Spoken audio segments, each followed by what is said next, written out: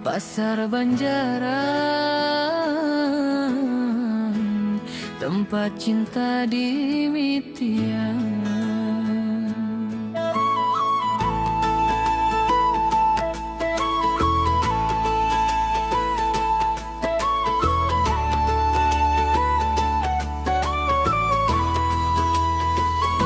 Di pasar Banjaran aya sieun manis pisan, pake sare warna pink siga artis film Indian.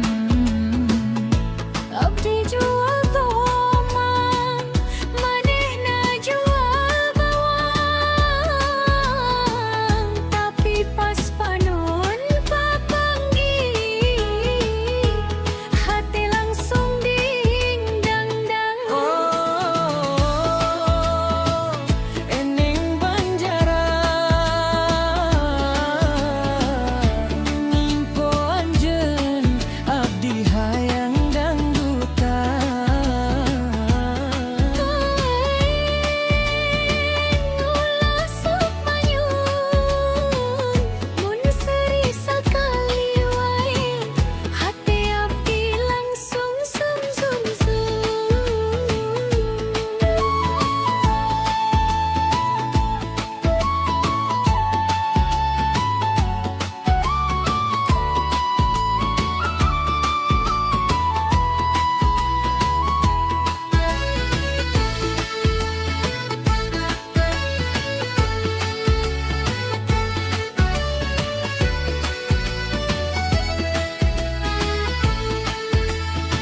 Manehna nyarita Kang tomat sabaraha, abdi nyengerpikeun anjeun mah gratis wae lah. Neng Cantika, Lajeng manehna seuri, aduh gelis kawas bidadari, tapi aya nu nyamper lalaki gondrong nyebut itu pamajikan kuring. oh, abdi kabur kalang kabut sapatu koplo, tapi hate tetep cinta kutu. Neng lamun duda mamu alari, sugan patepang deui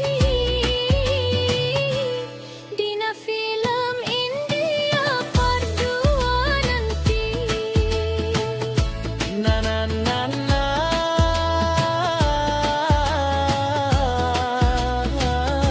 dang ding dang. Abdi nari di tengah sawah, sarung ngalah yang bias kabawa.